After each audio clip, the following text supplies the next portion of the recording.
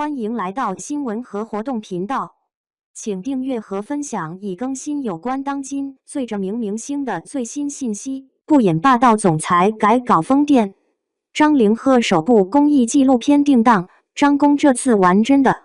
热搜刚爆的时候，很多人第一反应是又一个明星跨界立人设，但点开一看，才发现这次完全不是那回事。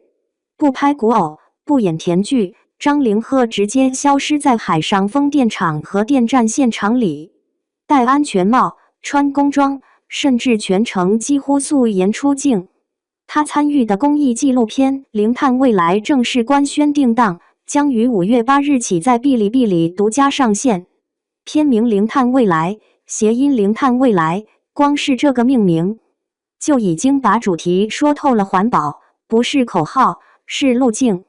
但真正让人破防的，还不是题材，而是他这个人选本身。很多人忽略了一个关键背景，张凌赫毕业于南京师范大学电气工程专业，这意味着他不是来体验生活的，而是某种程度上的专业回归。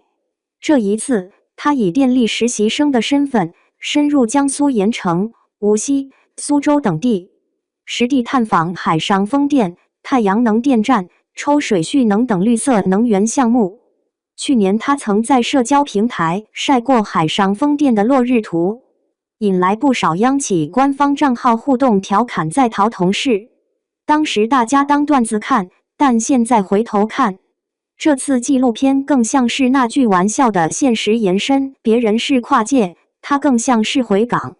而这也正是这部纪录片最有意思的地方，它让人设这件事变得不那么刻意。再看制作阵容，这个项目的规格也远超普通艺人纪录片。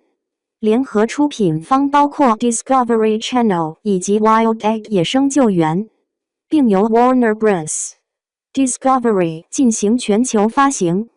更关键的是，该纪录片内容还被 United Nations Environment Program 转载，这意味着它不仅是娱乐内容，更承担了对外传播中国绿色发展成果的窗口功能。换句话说，这不是一次明星做公益的简单尝试，而是一个被纳入国际环保叙事体系的项目。当然，真正打动观众的还是真实感。没有精修滤镜，没有刻意摆拍，他在镜头里就是一个会晕船、会疲惫，但依然坚持完成工作的普通人，穿着工装在风电平台上来回奔走的样子，甚至让不少电力行业从业者产生共鸣。这不就是我们日常吗？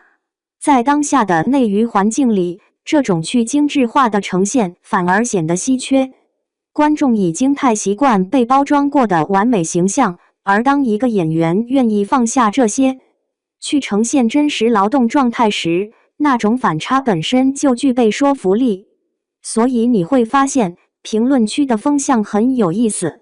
有人说他是在逃电力人终于归队，有人说这才是理工男的浪漫，也有人感叹终于看到一个不靠颜值硬撑内容的艺人。这些评价背后，其实是观众对内容真实度的一种渴望。从更大的层面看，张凌赫这一步也在悄悄改变一件事：明星与社会议题之间的连接方式。过去，很多公益内容停留在倡导和发声，但这次他选择的是进入现场。从风电到储能，从技术到实际应用，他把一个原本略显抽象的环保议题，转化成可见、可感，甚至带点专业门槛的现实场景。这比单纯喊口号更有力量。当然，这样的选择也并非没有风险。脱离舒适圈意味着短期曝光可能下降，话题性不再依赖甜宠 CP 等传统流量密码，但换来的是更长线的认知升级。从演员张凌赫到有专业背景、有社会表达的公众人物，至于这条路能走多远，还要看后续作品。但至少这一步，他确实走得够真。所以问题来了，当追星开始变成追电，当一部纪录片能让人第一次认真看风电机组和储能系统，这种内容你会点开吗？5月8日开始，每周5更新。这本电力实习日记或许比你想的更有意思。